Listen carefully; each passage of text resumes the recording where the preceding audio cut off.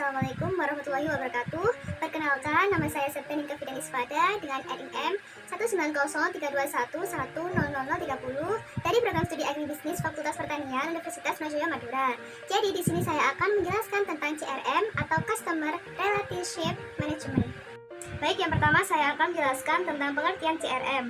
Definisi dari Customer Relationship Management atau CRM di dalam bahasa Indonesia mempunyai sebuah pengertian yang dasar, yaitu salah satu manajemen hubungan terhadap kalangan pelanggan atau juga merupakan salah satu strategi dari pemasaran. Pada saat ini sangat banyak sekali hal-hal yang dilakukan oleh suatu perusahaan dengan menginginkan dari pelanggan atau juga para konsumen di tiap mereka akan tetap membeli dari produk ataupun memakai jasa dari mereka. Di dalam artian pada umumnya, yaitu suatu proses pada beberapa tahapan terdiri atas identifikasi, retensi, akuisisi, dan juga pengembangan dari customer dengan memberikan suatu kontribusi yang sangat besar terhadap salah satu perusahaan dengan lebih memfokuskan terhadap strategi, yakni dengan menjaga terhadap hubungan kepada customer yang secara efektif dan juga efisien.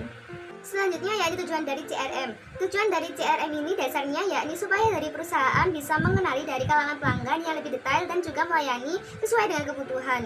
Yang pertama ada membangun sebuah database pelanggan kuat. Database dari pelanggan kuat yaitu salah satu kunci yang paling utama di dalam pelaksanaan CRM. Ada juga banyak sekali alasan dari perusahaan untuk membangun dari database pelanggan kuat. Yang pertama, database dari pelanggan merupakan suatu aset yang paling utama di dalam suatu perusahaan yang bisa dihitung dengan performanya yang sebagaimana dengan performa finansial lainnya. Yang kedua, database dari pelanggan bisa dijadikan sebagai ukuran dari penilaian perusahaan di masa sekarang. Lalu yang kedua yakni membuat profil pada tiap pelanggan. Pada langkah tersebut yang artinya yakni mengembangkan pada sebuah proses dari segmentasi kalangan konsumen yang melaksanakan dari pelanggan. Profil dari para pelanggan akan menyangkut dari kegiatan dilakukan dari pelanggan yang mengenai produk atau juga layanan dari suatu perusahaan. Profil pelanggan memberikan suatu gambaran secara umum tentang keinginan, kebutuhan, dan juga konsentrasi dari mereka tentang suatu produk dan juga layanan terhadap perusahaan. Lalu yang ketiga yakni analisis profitabilitas pada tiap pelanggan. Di dalam analisis ini ada dua hal yang nantinya dinilai pada masing-masing pelanggan. Pertama ada penerimaan atau revenue, yang kedua biaya atau cost. Terakhir yang keempat yakni interaksi terhadap pelanggan lebih targeted customized. Pada profil ini akan menjadi lebih jelas dikarenakan dari perusahaan akan lebih mudah guna melihat dari kebutuhan berbeda pada tiap pelanggan. Sebuah informasi yang tentunya akan mempermudahkan perusahaan guna memberikan suatu pengawasan terhadap produk beserta layanan yang sesuai pada kebutuhan mereka. Selanjutnya pendekatan CRM, ada juga beberapa hal dari pendekatan CRM ini, antara lain yang pertama ada operasional. Operasional di dalam CRM dengan memberikan suatu dukungan guna proses dari bisnis pada front office, misalnya seperti pemasaran, penjualan, dan juga staf pelayanan. Interaksi terhadap pelanggan biasanya secara dengan kontak pelanggan beserta staf yang bisa dilihat kembali suatu informasi dari para pelanggan apabila dibutuhkan. Di dalam sejarah kontak dari kalangan pelanggan ini, staf bisa memperoleh sebuah informasi yang penting secara cepat. Yang kedua adalah penjualan. Guna penjualan dilakukan oleh Salesforce Automation atau SFA. SFA ini bisa membantu guna otomatisasi dari kegiatan yang berkaitan pada staf penjualan. Misalnya terhadap penjadwalan menghubungi salah satu pelanggan, pengiriman surat terhadap pelanggan, membuat laporan, menelusuri atas respon para pelanggan, proses orderan penjualan secara otomatis, menilai dari tingkatan penjualan. Yang ketiga ada analitik. Analitik penggunaan CRM ini menganalisis sebuah data dari para pelanggan guna berbagai tujuan, misalnya merancang dan juga menjalankan sebuah kampanye pada target pemasaran yang termasuk melaksanakan upselling, cross-selling, sistem informasi dari manajemen guna forecasting terhadap keuntungan dan juga analisis profitabilitas pelanggan. Dan yang terakhir ada intelijen penjualan. Intelijen dari penjualan dalam CRM ini yaitu sejenis pada similar to analytics CRM, akan tetapi lebih ditekankan guna terhadap penjualan secara langsung dengan menggunakan fitur guna mencari sebuah pelanggan. Selanjutnya yaitu manfaat CRM. Ada beberapa manfaat dari penggunaan CRM, yaitu yang pertama untuk mengetahui dari tingkatan kepemilikan dari suatu perusahaan terhadap konsumen, yakni dengan mengetahui dari kebutuhan para konsumen. Yang kedua, jumlah dari konsumen akan lebih bertambah dikarenakan tujuan yang paling utama pada penggunaan CRM ini selain untuk mencari konsumen yang baru, di samping juga akan tetap memelihara dari tingkat kepuasan terhadap konsumen yang ada. Yang ketiga, mengetahui dari kebutuhan para konsumen di masa yang mendatang, yakni dengan melalui sebuah hasil dari transaksi yang dilakukan dan juga hasil terhadap analisis data transaksi yang terkumpul. Lalu yang keempat, mengetahui dari ketidaknormalan di tiap kegiatan transaksi, yakni dengan mengetahui suatu tindakan kriminal, misalnya penipuan atau lain sebagaimana. Selanjutnya yakni teknologi pendukung CRM. Yang pertama ada customer database. Sebuah sistem yang tidak akan pernah berjalan lebih baik tanpa sebuah database, begitu dengan CRM ini.